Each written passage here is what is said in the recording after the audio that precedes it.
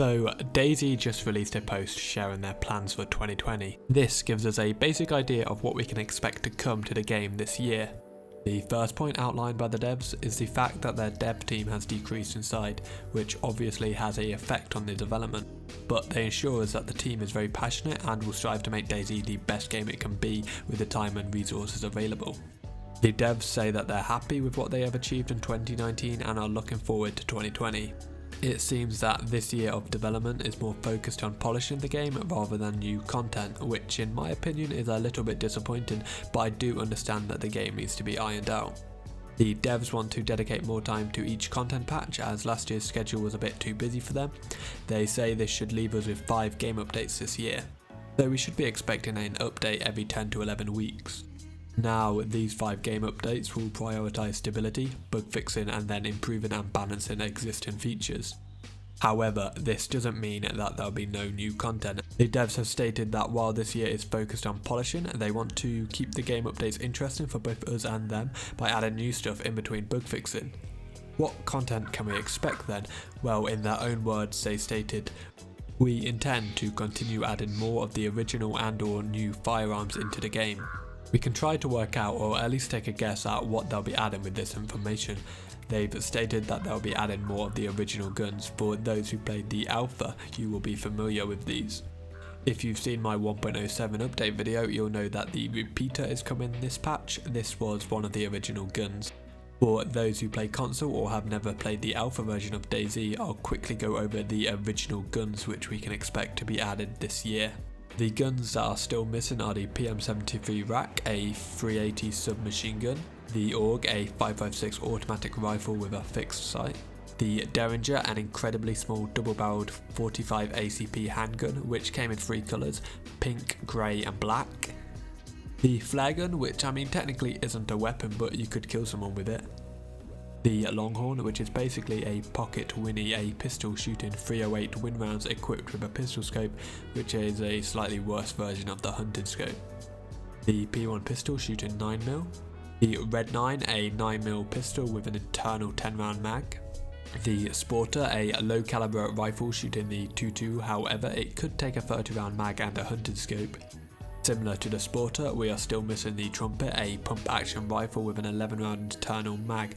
The cool thing about the Trumpet is that you could fold it up to easily fit in a bag.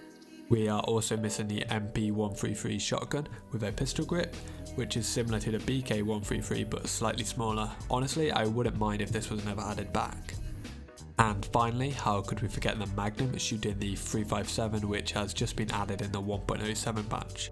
I was surprised that the Magnum wasn't added this patch. I'm guessing, or at least hoping, it's coming in the 1.0 patch, as the speed loader for the Magnum has been found in the 1.07 files.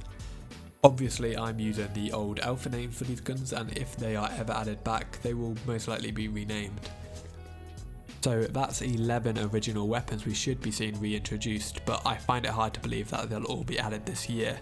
If the recent 1.07 patch is anything to go off, they only managed to implement 1 new weapon with their new bug fix prioritised development, so I reckon we might not be seeing some of these weapons for quite a while.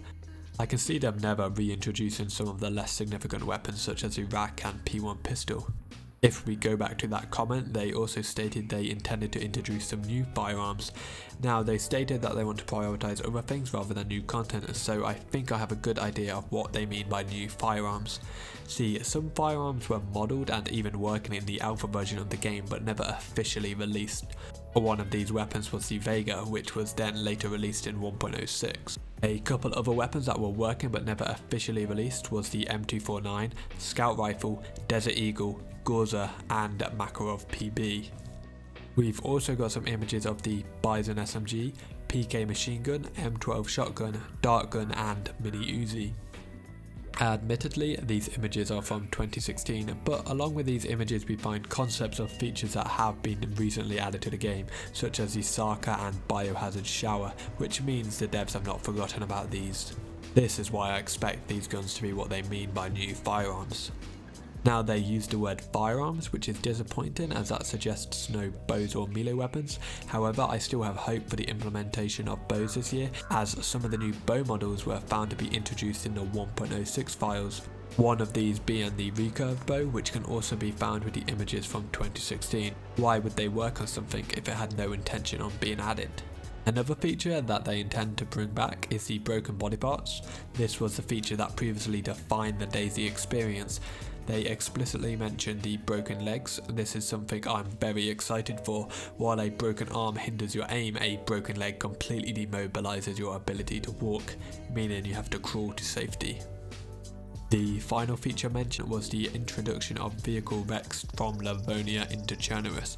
For anyone who doesn't own or like Livonia, this should make building a car a lot easier, as you can salvage parts from the car wrecks, which are located around the map. With all of that out the way, let's move on to the rest of the post. Now, if you're a console player, you're going to find this part very interesting. See, they want to further modern support and open doors to console players.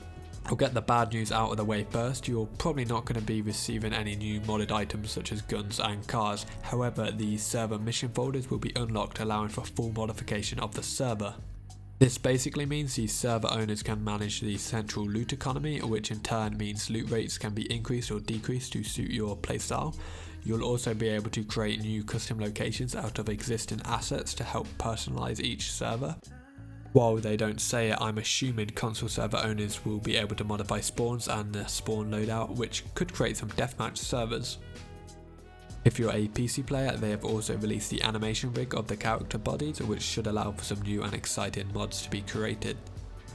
Other than modern support, they want to make several game improvements. They state that they want to improve some of the underused items and systems already implemented into the game, which will significantly impact gameplay with a focus on the survival aspect. I'm hoping this means the introduction of bows and animal traps to allow for more hunting options. One of the areas they said they are interested in looking into is the base building. They want to fix some of the common issues and balance it. By issues, I'm hoping they mean the poor placing mechanics. A improvement in placing would make it considerably easier to fortify existing buildings. And for balancing, well, we all know what this means. It's stupidly easy to raid a base. One of the more simple ways to change this is to modify the time it takes to break a wall. You should be able to do this with the previously mentioned modern support. However, this is something they want to balance in the base game. They've even mentioned the fact that there might be some new toys to play with. Now, I can only assume that this means some sort of raid tool, perhaps a chainsaw for wooden walls and maybe even explosives for a metal wall. I'd personally love to see that in the base game. They've also tweaked the impact of the environment on your character. I don't really know what they mean by this, but they did also mention they want to develop and expand on the diseases and their symptoms. I'm guessing we're going to see the reintroduction of the flu, which was in 1.0, as they already have the appropriate animations and sounds. Strangely enough, they decided to mention the changes they want to make to fireplaces, with the addition of the ability to grill, the adjustment of the lifetime for each fireplace stage, and the ability to cook in more types of indoor ovens. I'm guessing that'll include these two. Finally, we have the bug fixing that they are prioritising this year. Obviously, they have just sorted out that annoying inventory bug with the new 1.07 patch. However, saying that, I have experienced some minor hand bugs in the 1.07 experimental. Another bug they want to focus on is the vehicle handling. Hopefully, this will put an end to all those flying cars. That's pretty much everything they've outlined for 2020 in their blog post. I'm sure there'll be some unmentioned features and surprises to come though. Console players have modern support to look forward to, but I can see why some PC players may be disappointed. However, don't forget some community projects coming to PC this year. Obviously, we have the DayZ expansion project, which is an amazing mod in the works that will add so many features to the game, including helicopters, boats, motorbikes, new guns, shooting out of cars, base building and a lot more. The Discord will be in the description for any of you who want to look into that mod further. We also have Namalsk in the works, and now lucky for us, Sumrak has just released his 2020 blog post on his Namalsk development, as he wants his Namalsk mod to be an improvement on the base game and not a patch for the game, so it may take some time to release. He's stated that he's waiting for the environment exposure to be sorted out, which was listed in the blog post as one of the goals of 2020. One of the first things he's done this year is to use some of the Livonia assets in his new Namalsk map. He seemed to have used a lot of ruins to create a village of Sebjum. Hopefully that'll be out by the end of the year. I'm very much looking forward to it. So what are you guys looking forward to? Is there anything you're disappointed with and why?